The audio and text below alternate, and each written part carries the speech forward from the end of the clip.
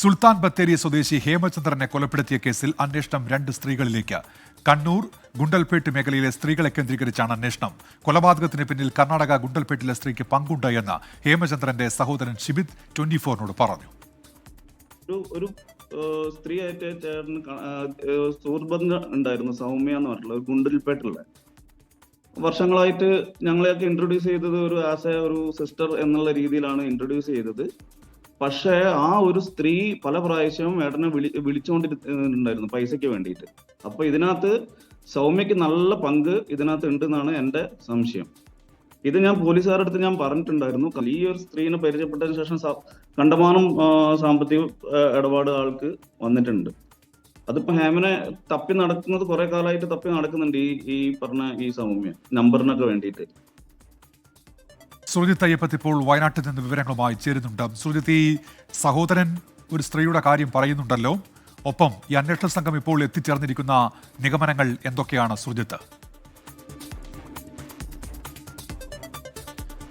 ഉന്മേഷ, ഹേമേന്ദ്രന്റെ വധവുമായി ബന്ധപ്പെട്ട കേസിൽ പ്രതിപട്ടിക ഈ 3 പേരിൽ നൌഷാദ്, അജേഷ്, ജ്യോതിഷ് എന്നിവരിൽ മാത്രം ഒതുങ്ങുന്നതല്ല. അത് കുറച്ചുകൂടി എന്ന തരത്തിലുള്ള സൂചനകൾ ലഭിക്കുന്ന വിവരങ്ങളാണ് പുറത്തു വരുന്നത്. 2 സ്ത്രീകളെ കൂടി കേന്ദ്രീകരിച്ച് പോലീസിന്റെ അന്വേഷണം തുടരുകയാണ്. അതിൽ ഏറ്റവും പ്രധാനപ്പെട്ട കാര്യം, ഹേമേന്ദ്രനെ ഈ മെഡിക്കൽ കോളേജ് പരിസരത്തേക്ക് കൊണ്ടുവരാൻ വേണ്ടി ഒരു കോൾ വന്നിരുന്നു. ആ കോൾ വന്നത് കണ്ണൂർ സ്വദേശിയായിട്ടുള്ള ഒരു സ്ത്രീയാണ് വിളിച്ചത്. അവരെ കേന്ദ്രീകരിച്ചാണ് ഒരു അന്വേഷണം നടക്കുന്നത്. അതോടൊപ്പം തന്നെ ഈ ഹേമേന്ദ്രനുമായി സാമ്പത്തിക ഇടപാടുകൾ ഉണ്ടായിരുന്ന ഗുണ്ടൽപേട്ട് സ്വദേശിയായിട്ടുള്ള ഒരു സ്ത്രീ എന്ന് പറയുന്നത് അത് സൗമ്യ തന്നെയാണ് എന്നുള്ള സ്ഥിരീകരണത്തിലേക്ക് പോലീസ് എത്തിയിട്ടുണ്ട്. വീട്ടുകാർ നേരത്തെ തന്നെ ഈ കാര്യങ്ങൾ അറിയിച്ചതാണ്.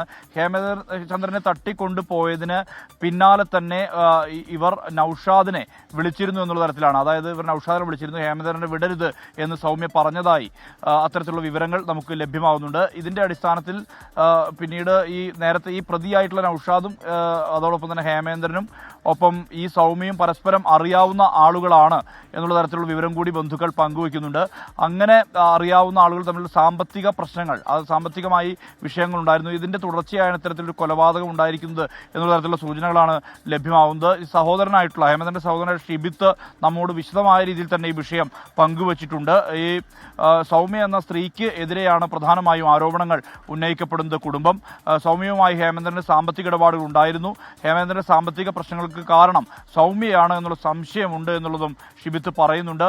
ഈ സൗമ്യക്കെതിരെ ഈ കുടുംബം ഗുണ്ടൽപേട്ട് പോലീസിൽ നേരത്തെ കേസ് കൊടുത്തതാണ്. അതായത് ഹേമേന്ദ്രനെ കാണാതായതിന് പിന്നാലെ തന്നെ ഈ സ്കൂട്ടർ കൈവശം വെച്ചത്, അതായത് ഹേമേന്ദ്രന്റെ മകളുടെ പേരിലുള്ള സ്കൂട്ടർ കൈവശം വെച്ചിരിക്കുന്നത് ഈ സൗമ്യയാണ്. ഈ സ്കൂട്ടർ വിട്ടുകിട്ടണമെന്ന് ആവശ്യപ്പെട്ടുകൊണ്ട് ഉൾപ്പെടെ പരാതി നൽകിയതാണ് ഗുണ്ടൽപേട്ട് പോലീസ് സ്റ്റേഷനിൽ. എന്നിട്ടും അനുഭാവപൂർവ്വമായ ഒരു ഇടപെടൽ ഉണ്ടാവുകയോ സ്കൂട്ടർ തിരിച്ചു കിട്ടുകയോ ചെയ്തിട്ടില്ല എന്നുള്ളതാണ് പറയുന്നത്. എന്തായാലും ഇതിൽ കൃത്യമായ രീതിയിൽ തന്നെ ഈ അന്വേഷണം 2 സ്ത്രീകളെ കേന്ദ്രീകരിച്ചുകൂടി നീങ്ങുകയാണ്.